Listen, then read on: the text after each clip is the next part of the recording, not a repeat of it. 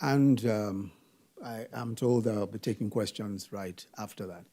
What happens in Africa in the coming years, in at least 4 important respects, will, in my view, for good or for ill, impact the fortunes of the world. The first is population. The second is the environment and climate change. The third is production, especially agriculture, manufacturing, and technology. And the fourth is security and the problems of terrorism, violent Islamic extremism, social exclusion, resource conflicts, etc. The doomsday scenario is as follows: that Africa's population grows exponentially, that food production is not able to match population growth, a rise in transhuman conflicts due to shrinking vegetation and water, lack of jobs and opportunity for a large, poorly educated youth population, leading to aggressive illegal migration, vulnerability to extremism, and the creation of a convenient breeding ground for extremist groups and a tourist launchpad to the rest of the world. Now, that's a horrifying situation indeed, and it is possible if in the next 3 decades, Africa drops the ball on these 4 indicators. Neither Africa nor the rest of the world can afford to have these scenarios playing out. But the point of the context that I have set is that in each of these 4 respects, Nigeria's role is critical. Nigeria is Africa's most populous nation and its largest economy by GDP. It certainly is no exaggeration to say that as Nigeria goes, so goes Africa, especially with respect to the 4 indicators that I mentioned.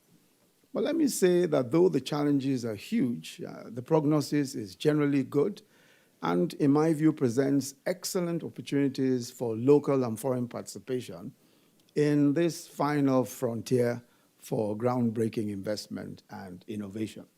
So let's take population.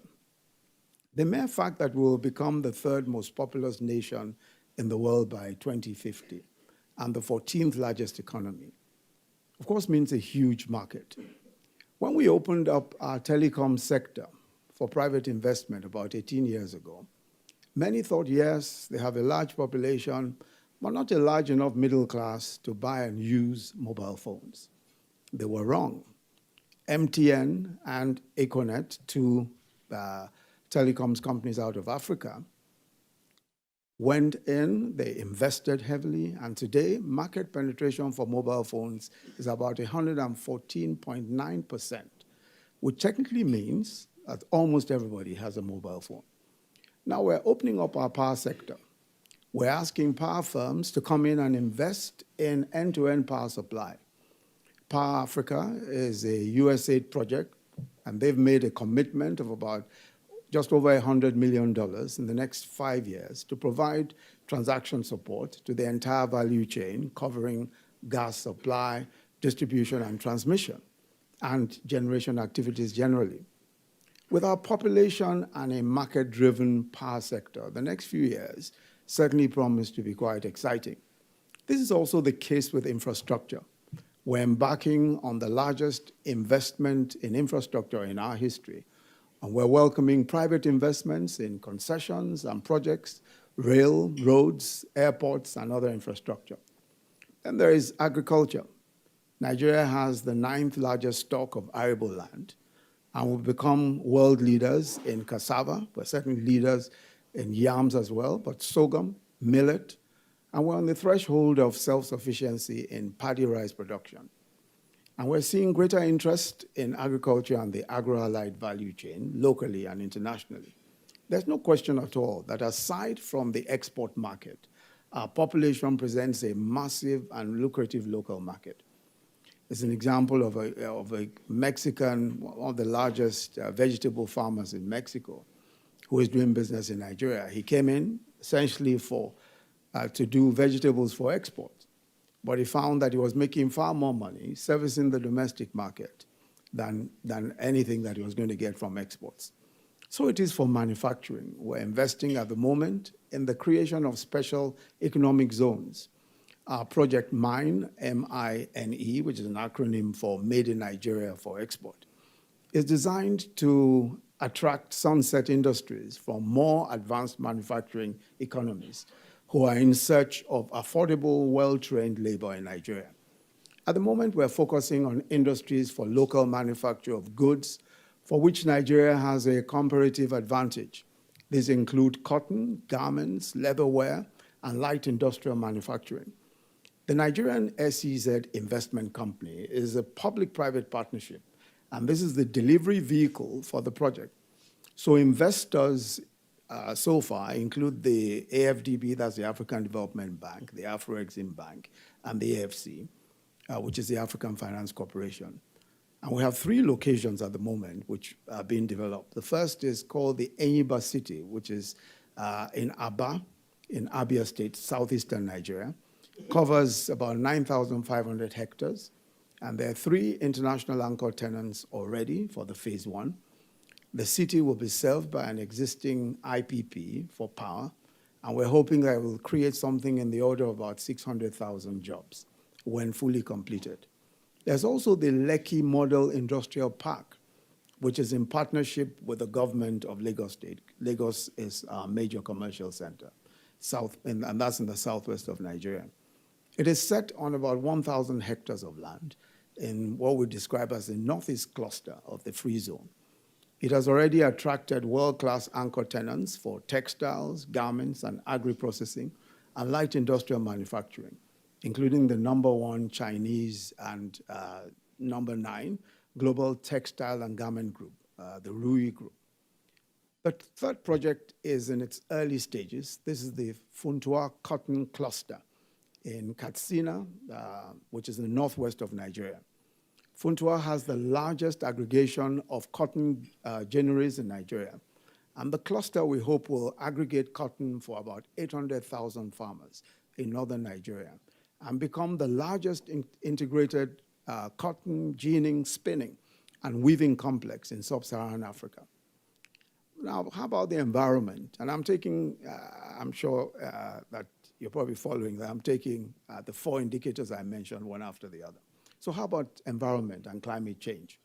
So it is generally agreed that although Africa contributed the least, or contributes even today, the least to global warming, it is and will suffer the most from its consequences. Indeed, we're already seeing extreme weather events in several parts of Africa. Lake Chad, Africa's 4th largest lake, surrounded by Nigeria, Niger, Chad, and Cameroon. In 1960, the Lake Chad covered about 25,000 square kilometers. It has now shrunk to less than 1,350 square kilometers. So the water it provided for irrigation, for fishing, for livestock, is now practically non-existent. But then there are immense potentials, again, for investment as we aggressively promote a green economy. The objective is environmental sustainability and equitable economic growth at the same time. The cleanup of Ogoni land, an area in the Niger Delta region of Nigeria, known for the egregious pollution of its ecosystem from oil exploration for very many years, provides an opportunity for several local and international environmental remediation companies. And the cleanup is funded at the moment by a $1 billion fund pledged by the major companies for the exercise. Several companies are already involved in the mediation exercise. I know there are 1 or 2 American companies are involved in the remediation exercise. Huge prospects also exist in investments in renewable energy, energy-efficient processes, clean technology, etc.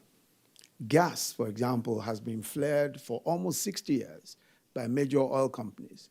But in 2017, our government approved the Nigerian Gas Flare Commercialization Program, which is designed to eliminate gas flaring through technically and commercially sustainable gas utilization projects.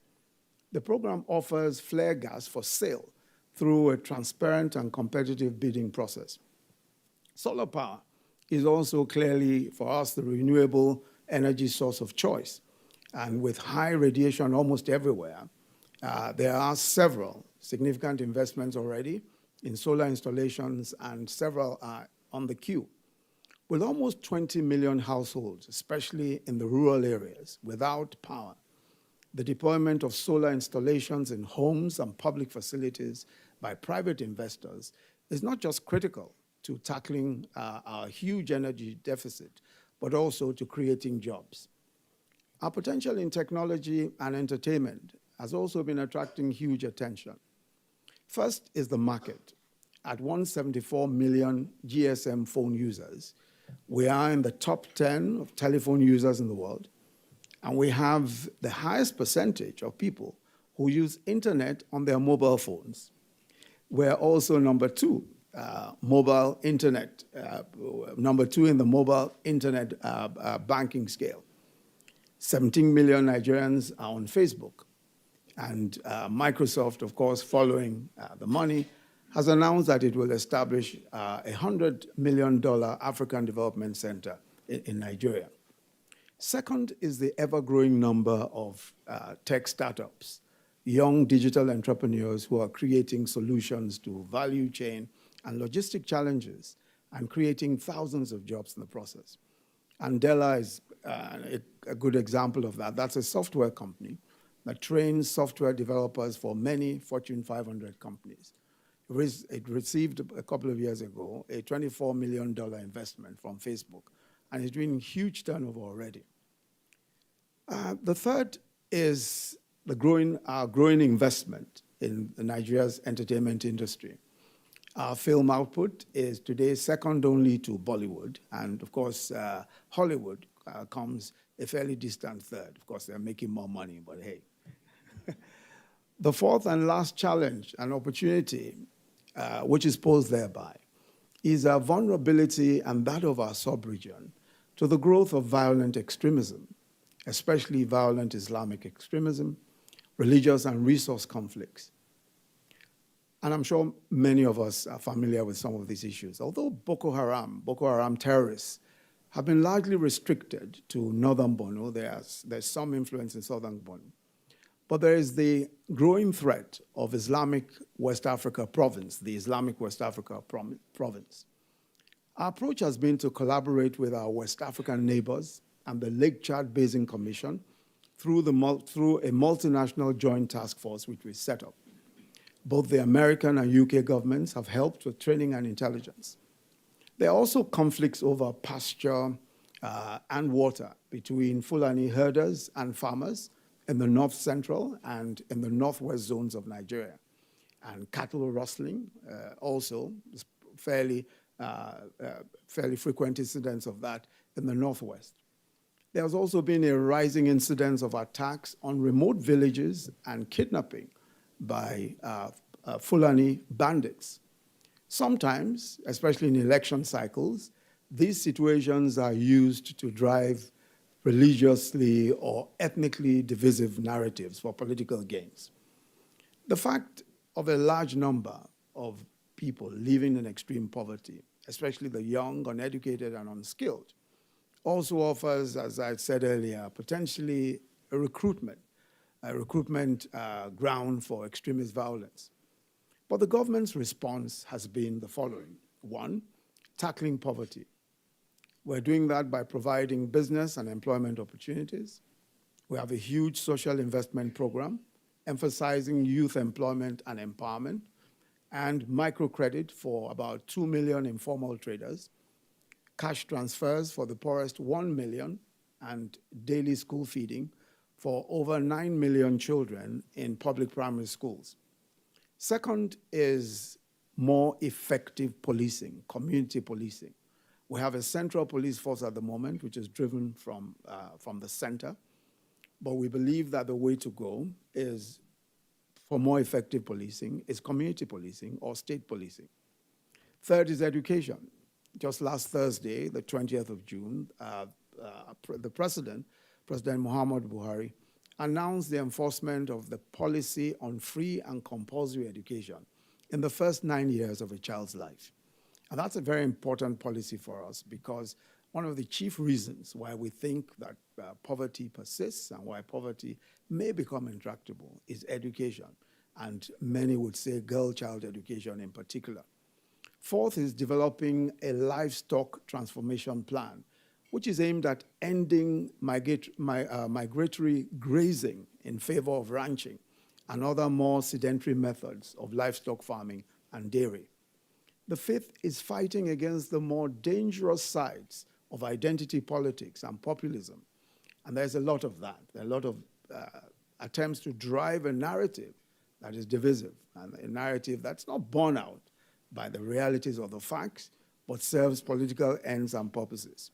And I think I'll stop there and hope I'll have a bit more time to elaborate on some of the issues I've spoken on when we take the questions. Thank you very much.